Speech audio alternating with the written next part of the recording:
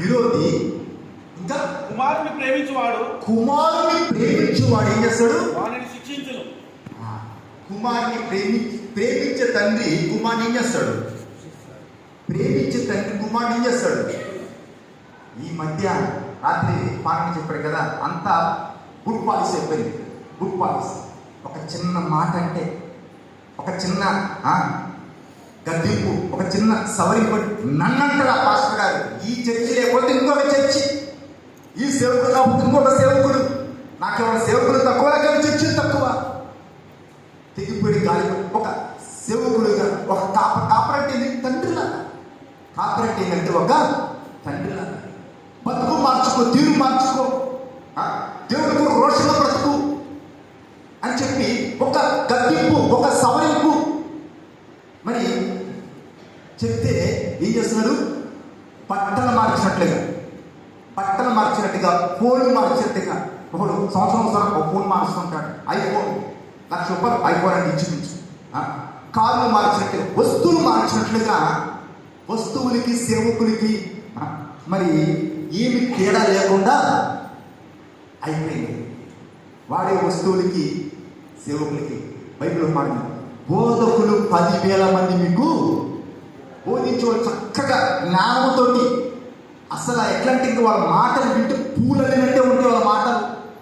బైబిల్లో బోధకులు 10,000 మంది మీకు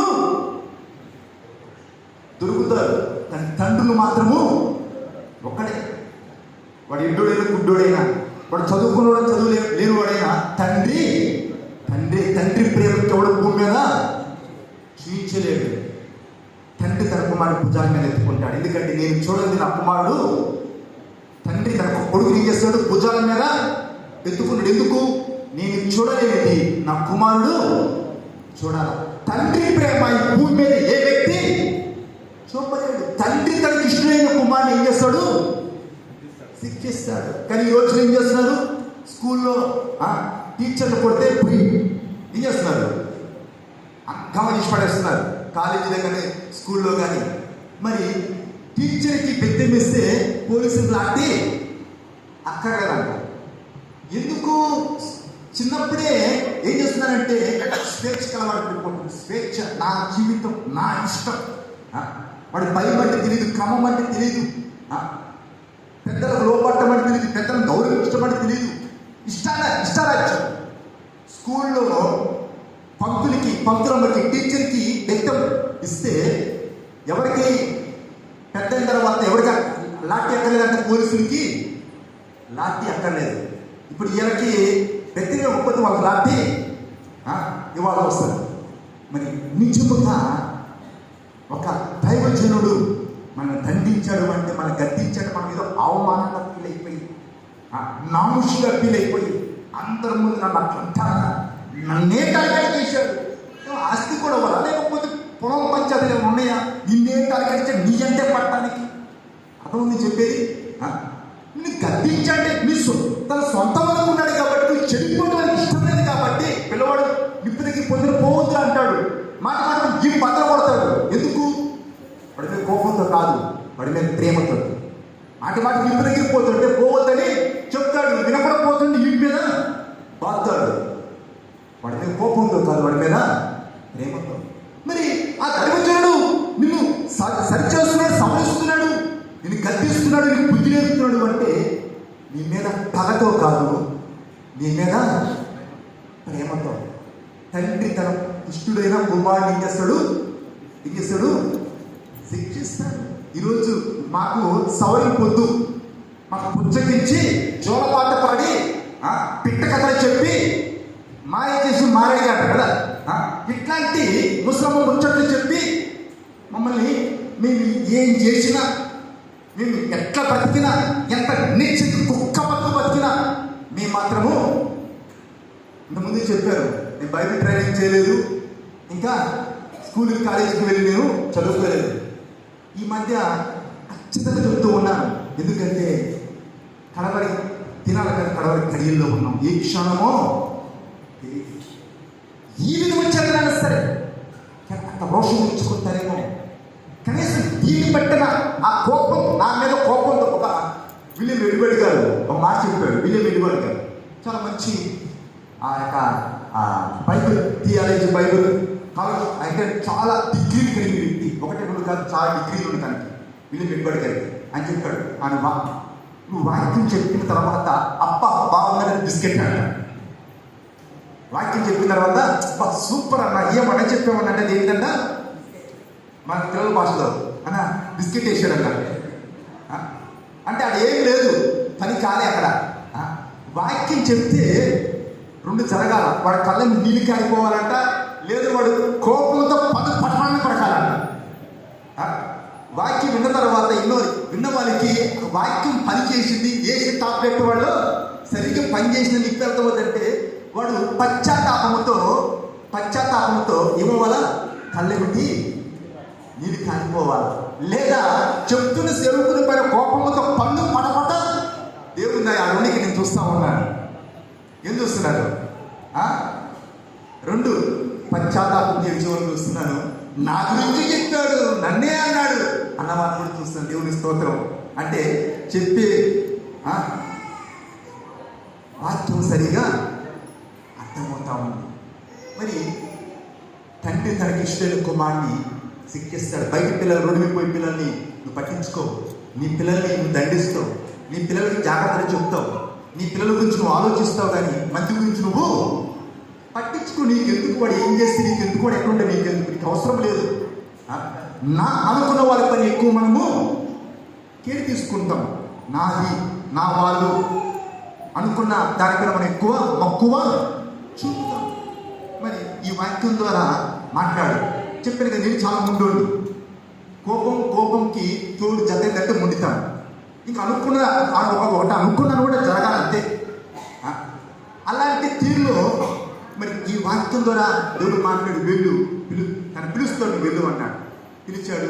అయ్యా మీ నాన్న నిన్ను గద్దిస్తే నీ విలువలు పెట్టి పోతావా, తండ్రిలా కదా అని చెప్పి మాట్లాడు. ఈలోగా ఏమైంది, ఆ పెయింటేస్టోడు ఆడపిల్లని సత్యం అన్న వీళ్ళంతా పాస్టర్లు అంతా ఉన్నారు. అప్పుడు నేను పాస్టింగ్లో ఉన్నాను. అప్పుడు కూడా అంతకుముందు చెప్తున్నాను ఏమని, సేవకుడు అయినవాడు కొట్టుబడి ఉండకూడదు, తిట్టుబడి ఉండకూడదు, సేవకుడు ఎట్లా ఉండాలి అని చెప్పి చెప్తా ఉన్నాను కదా. ఇంకా నేను హాల్లో ఉన్నాను. సత్యమానని ఇంకా అక్కడ ఉన్న బ్రదర్స్ అయ్యే వాడు తన్ను కొండ కింద చేస్తున్నాడని చెప్పి పంపించాడు. మన ప్రార్థనకు వచ్చి ఆడపిల్లని ఇంత భయం లేకుండా వాడు ఇంత పబ్లిక్ చిరాయిస్తాడా, వాడు తన్నుకుంటా తీసుకుని స్టేషన్కి వెళ్ళమని చెప్పాడు. పైకి వెళ్ళారు, మన బ్రదర్స్ అంతా పైకి వెళ్ళారు. పైకి వెళ్ళి వాడిని పట్టుకుని కింద తీసుకొస్తున్నారు. ఏంటి ఈ గొడవ, ఏంది అరుపులు అని చెప్పి గుట్టిగా గోడపై తొంగి చూశాను. తొంగి చూస్తే అయ్యా ఈ అక్కడికి రాను, వాడు మన ఆడపిల్లని చిరాయించాడు. వాడిని తన్నుకుంటూ తీసుకురామంటే వీళ్ళు పెళ్లి కొడుకులు పట్టకొచ్చాడు. వాడు తన్నుకుంటూ తీసుకురామంటే పెళ్లి కొడుకులు పట్టకొస్తున్నారు. ఆయన పోయి వాడిని కొట్టండి. అంత అప్పటికి ఎన్ని రోజులు అయిందంటే ఒక 3 రోజులు 4 రోజులు అయింది. లోపలికి అంతా ఉంది కదా, ఏదంట ఒకటి కొట్టనందుకు ఇట్లా నిప్పిని కూడా వదిలించి పంపించాడు కదా, అదంతా లోపలిది కదా. నాకు తెలియకుండానే కరాటే వదిలిపెట్టి చాలా ఎండ్ అయిపోయింది. అంటే ఈత నేర్చుకున్న తర్వాత ఎన్ని ఎండ్లు అయిన తర్వాత కూడా నెలలో ఈత ఆటోమేటిక్ ఈత వచ్చేస్తుంది. సైకిల్ నేర్చుకున్న తర్వాత ఎన్ని ఎండ్లు అయిన తర్వాత మన సైకిల్ ఈత ఆటోమేటిక్గా వచ్చేస్తుంది. నాకు తెలియకుండా పాపం ఆయనకి తగలడానికి చోట ఒక మంచి తగిలింది. ఆ మంచి పక్కనే ఉరిగిపోయాడు. ఈ మాటలేదు, సృహలేదు. వాళ్ళ గేటు ముందు పడ్డోని మన చర్చి గేటు దగ్గర అక్కడ వచ్చింది, దళ పట్టుపోయి. ఈ తర్వాత సత్యవాళ్ళని అందరిని పిలిచి విశాఖ లోపలికి తీసుకున్నామయ్యా, విశాఖ లోపలికి తీసుకురామని పంపించారు. మళ్ళీ లోపలికి వచ్చిన మళ్ళీ ఇంకోటి, అయ్యా వాడిని కొట్టమని కానీ చమ్మం లేదయ్యా, వాడు చస్తే చర్చికి తాళం పడుతుండే కదయ్యా, పోయి స్టేషన్లో కూర్చున్నామే కదయ్యా, వాడిని కొట్టకుండానే కానీ చమ్మం లేదయ్యా, వాడు శ్రోత పడిపోయాడు, వదిలిపెట్టాయా అని చెప్పి. అంటే మరి ఈ రీతిగా మరి దేవుడు ఎట్లా దినము సొంతానికి చచ్చిపోతూ అంటాడు. వద్దకు తేపడ్డ గొర్రె యొక్క ప్రత్యేకత ఏంటి? గొర్రె యొక్క ప్రత్యేకత ఏంటి? అన్ని ఏ జంతువైనా వీలైతే తిరగబడుతుంది, పారిపోతే ఏం చేస్తుంది? ఒకటి దాని మీద దాడి చేస్తుంది, దాని మీద తిరగనబడుతుంది. తిరగబడే బలం లేకపోతే అక్కడి నుంచి పారిపోతుంది. గొర్రె తిరగబడదు, పారిపోదు, మౌనంగా. అర్థమవుతుందండి? గొర్రె తిరగబడదు, పారిపోదు, మౌనంగా ఉండిపోతుంది. మన పౌరుడు నువ్వు వదల తేబడ్డ గొర్రెల మరి దినము చచ్చిపోతుంది. దినము. మరి ఒక సమయానికి మాస్టర్ గారికి అర్థమైంది. చెప్పాడు ఏమని? అయ్యా, మరి ఎంతమంది ఎన్ని చేసినా, ఎవరు ఏం చెప్పినా, వాళ్ళు తీర్పుని కాలపడ్డాలా, ఎక్కడ ఉన్నారో అసలు బతుకున్న సత్యాలు కూడా తెలియదు కదా. నీ పక్షం దేవుడు ఉన్నాడు, నీ పక్షాన్ని కార్యాలు జరిగిస్తూ ఉన్నాడు. గతంలో జరిగిన వాటిని బట్టి మనుషులు పెట్టుతూ నువ్వు బాధపడబాకు. అది విడిచిపెట్టేసి కలిసి పరిచయలో సాగుతాము. ఒకసారి కృతజ్ఞతగా కొంతమంది నేను సేవకు వచ్చి 12 ఏళ్ళు పూర్తయినప్పుడు ట్యాక్సీ ప్రేయర్ మీటింగ్ పెట్టాను. ఇక్కడ ఉన్న కొంతమంది ఆడకు వచ్చారు. ఆ రోజు చెప్పిన మాట ఇది: ఎంతమంది ఎన్ని చెప్పినా దేవుడు నీ పక్షాన ఉన్నాడు కదా, నీ పక్షాన దేవుడు తన కార్యాలు జరిగిస్తుంది. ఉన్న వాటిని బట్టి ఆయన నాతో కలిసి ఉండగా నేను ఆయనతో కలిసి ఉండడం ఒక్కరోజు మా ఇద్దరికి వీలు కాదు. కానీ దేవుడు మమ్మల్ని ఇద్దరిని, వాస్తవానికి ఆయన మెంటాలిటీ అది, నా మెంటాలిటీ అది. పరిస్థితులను బట్టి ఇద్దరం ఒక చోట ఒక రోజు కలిసి ప్రయాణం చేయడం కుదరదు. విచిత్రం ఏంటంటే అందరికంటే ఉన్న వాళ్ళందరిలో కల్లా, ఆయన పెంచిన సేవకులు అందరిలో కల్లా మరి అతి సమీపంగా ఆయనతో ఉండి ఆఖరి వరకు దేవుని దయ, ఆ గొప్ప నిజంగా ఆయన కాలదుమ్ము కూడా సరిపోగాని మరి ఆ గొప్ప దైవజనుడితో ఆఖరి ఆయన తుది శ్వాస ఇచ్చేంత వరకు, చివరికి ఆయన అంత్యక్రియలు కూడా దగ్గరుండి, చివరికి ఆయన సమాధి కట్టడం కూడా ఒకడు ముందుకు రాలేదు. అన్ని కథలు చెప్తూ ఉన్నారు కానీ ఆ చచ్చిపోతే సమాధి చేయడం కూడా ఒకడు ముందుకి రాలేదు. మరి దగ్గరుండి నా స్వహస్తాలతో నేనే ఆ సమాధిని కట్టాను. మేస్త్రీలు సాయం చేశారు. నేను ఆ యొక్క పని చేసి వచ్చిన వ్యక్తిని కాబట్టి నేను కూడా ఆ పనిలో తోడ్పడటానికి దగ్గరుండి ఆ పని మరి చేయటానికి దేవుడు చెప్పాడు. మరి తెలియదు, కారణమే లేదు అలా అంటే ముందే అర్థమైంది. ఆయన వీడియోలు కొన్ని పెట్టారు యూట్యూబ్లో.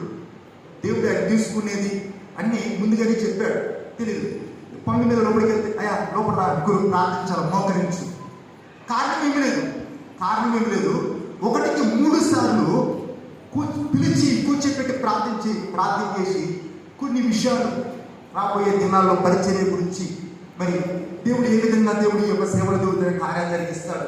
ఈ ఉన్న పరిస్థితులు కూడా ఒక సమయానికి విసిగిపోయి నేను మనిషిని చెప్పాను కదా, నేను మనిషిని ఇక నా వల్ల కాదు ఇక్కడ బ్రతకడం. తెలివి లేక రాలేదు, పదువు తీరు కొడుకు బయట పట్టుకోలేదు. దేవుడు మంచి తెలివిచ్చాడు, ఉన్న చోట ఎక్కడైనా బతకాలి అని చెప్పి ఇంక ఈ పరిచరించి పక్కన జరుగుదాం అనుకుని ఆలోచిస్తున్నప్పుడు సేవకుల ద్వారా, పరిస్థితుల ద్వారా దేవుడు మాట్లాడేమని, నువ్వు ఆ చోట ఉండు, ఆ స్థలంలో ఉండు, నేను నిన్ను గొప్ప చేయబోతూ ఉన్నాను, నేను నిన్ను వాడుకోబో. తునీకరించబడ్డరా ఏమవుతుంది మూలకి. మరి ఎన్ని తుఫాన్లు వచ్చినా, ఎన్ని సమస్యలు వచ్చినా వీటన్నిటిలో దేవుడు ఉన్నతమైన స్థితికి తీసుకెళ్ళాడు. ఆయన ప్రేమించు వారికి సమస్తము మేలు. యథార్థవంతుల కంటే దేవుడు ఏ మేలు చేయక మానడు. మరి మనం యథార్థంగా ఉన్నప్పుడు అన్ని కలిపి దేవుడు మనకు మేలుగా మారుస్తాడు. ఫలముల చెట్టుకి రాతి తెప్పలు. మనం ఇంత ఖచ్చితంగా ఉంటే, ఇంత ఇష్టంగా ఉంటే ఎందుకంటే ఉన్నందుకే వస్తుంది. చాలా విధంగా ఉంటే మనం బతిగా బతికే కష్టాలు ఉన్నామనుకుంటున్నాం. బతిగా ఉంటేనే సమస్య. ఫలముల చెట్టు దారి పక్కన మామిడి చెట్టు పళ్ళుని పుదప్పుడు వచ్చేవాడు కళ్ళు మూసుకొని పోతారా? రాయి తీసుకొని పైకి విసురుతాడు. ఎందుకు? పోతే రాయి, వస్తే కాయ అని చెప్పి రాయి విసురుతాడు. మరి దేవుని కొరకు నిష్ఠగా ఉంటే ఎన్నో అవమానాలు, ఎన్నో పోరాటాలు. ఒకసారి నా వల్ల కానీ పక్క జరుగుతూ ఉంటుంది. దేవుడు లేదు ఉండు అన్నాడు. ఉన్నందుకు ఈరోజు ఆ ఫలము చూస్తూ ఉన్నాను. మరి ఉన్నాను అంటే మామూలు కాదు. సొంతానికి చచ్చిపోతే, రోషాన్ని పక్కన పెడితే ఇక జీవించేది నేను కాదు. ఎవడు ఏమో ఈయన చెప్తున్నాడు కదా, దేవుడు తెలియదు. నా బతుకులో నేను వేరే మాట నేను ఊహించేది. అసలు ఇంక ఇట్లా కూడా మాట్లాడతారు, ఇట్లా కూడా ఆలోచించవచ్చా, ఇట్లా కూడా చూస్తారా అని నేను ఊహించినవి నేను ఎదుర్కోవాల్సి వచ్చింది. వీటన్నింటిలో నేను చెప్పగలను, ఆడు గలుగున ఆయన యొక్క మంచితనమును దేవుడు చెప్పాడేమని, నా మంచితనం మాత్రం ఎదుట నేను కనపరచడం. మరి అడుగడుగు దేవుడు తన యొక్క మంచితనాన్ని చూపుతూ ఉన్నాం. మరి ఈరోజు మన ఆనందము, మన యొక్క సంతోషము దేని ఏంటంటే ఈ లోక సంబంధమైన వాటిని బట్టి కాదు. మన సంతోషం, మన ఆనందం దేనికంటే దేవునిలో. దేవుని యందు సంతోషించు, దేవుని యందు ఆనందించు. దానికి సమస్తము కోల్పోయినప్పుడు తన దేవుడైనా దేవుడు తను ధైర్యపరచడం లేదు. ఏముంది అక్కడ? దేవుడు తను ధైర్యపరచడం ఉందా? లేకపోతే ఈయన దేవుడు బట్టి తను ధైర్యించుకున్నాడు ఉందా? ఏ పరిస్థితులు అన్ని ఉన్నప్పుడా, సర్వం కోల్పోయినప్పుడా? ఏమీ లేదు. భార్య పిల్లల్ని శత్రువులు చెరపట్టుకొని పోయారు, గుడారాలు తగలపెట్టారు, తనతో పాటు ఉన్నవాళ్ళు తన మీద రాళ్ళు ఎత్తారు. ఆ పరిస్థితులు దావీదుకి ఆ మాట నన్ను ఆదరించింది, నన్ను నిలబెట్టింది. ఏమంటే తన దేవుడైన యెహోవాను బట్టి తను ధైర్యం తెచ్చుకున్నాడు. ఇప్పుడు ఏ పరిస్థితి? ఏడవటానికి శక్తి లేనంత దగ్గరగా మార్చగలరు. ఒకసారి చూడండి, మొదటి సమయాలు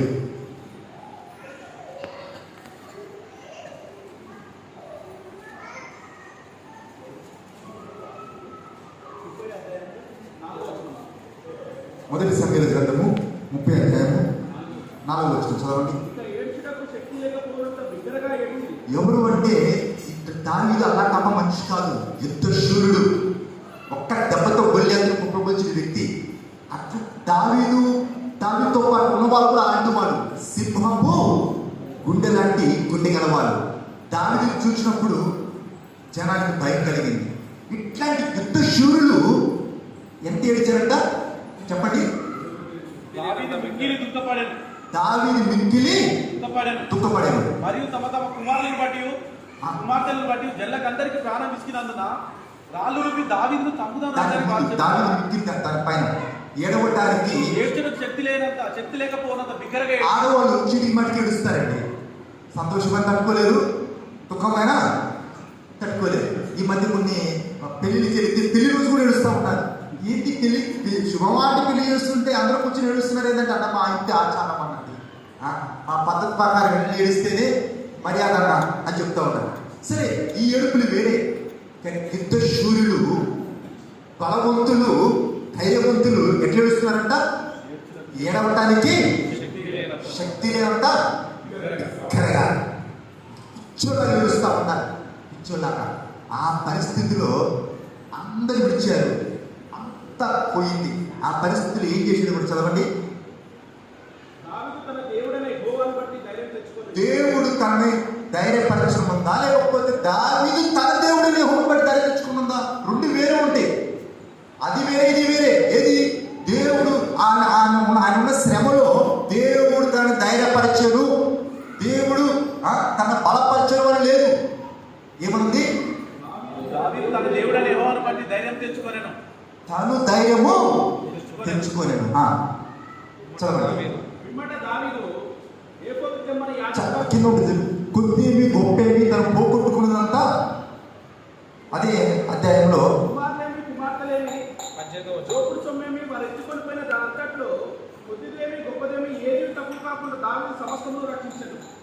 కొద్దివి గొప్పేవి ఏమి తక్కువ కాకుండా దావీదు సమస్తమును రక్షించాడు. దాంతో పాటు ఏమి చూసిన దోపుడు సొమ్ము కూడా, శత్రువులు అన్ని దేశాలు కొల్లగొట్టి అందరూ దోచుకొని పోతుంది వీళ్ళు కూడా పట్టుకొని పోయారు. వాళ్ళ దగ్గర ఎంతో కొల్ల సొమ్ము, అది చూచి గొప్ప తాగి తందనాలు ఆడుతూ ఉన్నారు. ఆ మత్తులో మైమర్చిపోయి ఉన్నారు. దావీదు దేవుని బట్టి ధైర్యం తెచ్చుకున్నాడు, యుద్ధానికి వెళ్ళాడు, శత్రువుల్ని అతమార్చి ఏం చేశాడు? వాళ్ళ దగ్గర ఉన్నదంతా అక్కడ కదా అందరినీ వాళ్ళు కొట్టి దోచుకొని పోతే, ఇప్పుడు దావీదు ఏం చేశాడు? ఒక్క దెబ్బతో వాళ్ళ దగ్గర ఉన్నదంతా తీసుకొని వచ్చాడు. ఈ సంవత్సరం దావీదు వల్ల పరిస్థితి ఉందేమో. అంటే ఏ విధంగా దావీదు వల్ల పరిస్థితి ఏంది? సమస్తం కోల్పోయేమో, అందరూ దూరం అయిపోయారేమో, నమ్మిన వాళ్ళు నిన్ను నట్టేట్లు ముంచారేమో, నా అనుకున్న వాళ్ళు నిన్ను అవమానపరుస్తున్నారేమో. ఈ సంవత్సరము దేవుడికి చెప్తున్న మాట ఇది. దావీదు ఎవరు? దేవుణ్ణి ఎరగడం వాడా? దేవుడు అంటే తెలియని వాడా? దావీదు దేవుని హృదయానుసారి, దేవుడిని ప్రేమించేవాడు, దేవుడి చేతి ఎన్నుకోబడ్డవాడు, దేవుడి చేత అభిషేకించబడ్డవాడు. ఇలాంటి వ్యక్తి జీవితంలో ఎలాంటి పోరాటం, ఎలాంటి శ్రమ ఎదురైందంటే ఒక సమయం వచ్చింది, అంతా పోయింది, అందరూ విడిచిపెట్టాడు. శూన్యం తప్ప తన జీవితంలో ఏమీ కనిపించట్లేదు. ఆ పరిస్థితిలో కూడా ఏం చేసి దావీదు ధైర్యం తెచ్చుకున్నాడు. ధైర్యం తెచ్చుకొని వెళ్ళితే కొద్దేమి గొప్పేమి తన పోగొట్టుకున్నదంతా దావీదు తిరిగి సంపాదించుకున్నాడు. కొల్ల సొమ్ము.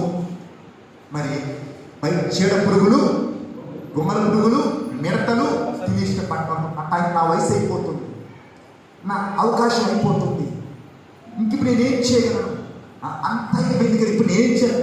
దేవుడు మన కాలగతులు దేవుడు ఆధీనం. కాలాన్ని, సమయాన్ని దేవుడు తన స్వాధీనంలో ఉంచుకున్నాడు. నీకు ఎండు కానీ ఆ ఎండుని దేవుడు పెండుగా మారుస్తాడు. నీకు అంతాన్ని దేవుడు ఆరంభముగా మారుస్తాడు. నా జీవితంలో ఎన్నోసార్లు నేను చూశాను, అంతం అయిపోయింది, ఇంక ఇదే ఎండు అనుకున్నా. ప్రతి పరిస్థితిని దేవుడు పెండుగా మార్చాడు. అంతం అనుకున్న ప్రతి పరిస్థితిని ఆరంభంగా దేవుడు మార్చాడు. మన పిలిచిన వాడు నమ్మదగిన దేవుడు. కాబట్టి ఈరోజు నీ జీవితంలో ఒడిదుడుకులను బట్టి, నీ జీవితంలో ఉన్న సమస్యను బట్టి కుంగిపో. ఏమి ఇచ్చావు ప్రభా? ఏమని నిన్ను ఆరాధించాలా? ఏమని నిన్ను స్తుతించాలా? ఏమని నిన్ను గణపరచాలా? ఎందుకు నేను ప్రార్థించాలా? ఇవి సైతరించాలొచ్చాను. ఏమి లేకపోయినా బూడిదలో కూర్చున్నట్లే నీ పరిస్థితి ఉన్న దావీదు పరిస్థితి బూడిదలో వేరేది ఏం లేదు. గుడాలు తగబడిపోయి తనతో పాటు వాళ్ళు రాలేతారు, ఏమి లేదు. కానీ దేవుడు ఉన్నాడన్న ధైర్యము మనకు ఈరోజు దేవుని బట్టి ఆశ్రయించు, దేవుని బట్టి ధైర్యించు. నువ్వు పోగొట్టుకునేవి, నువ్వు పొందుకోలేనివి ఆయన తిరిగి ఇవ్వగల సమర్థుడు. ఎప్పుడంటే దేవుడి పైన నీ మనస్సు నిలిపినప్పుడు. దేవుడు మన సాక్షిని గట్ట చాలా కూర్చున్నాడు కాబట్టి అందరూ లేచి వస్తారు, నిలబడి నిన్నే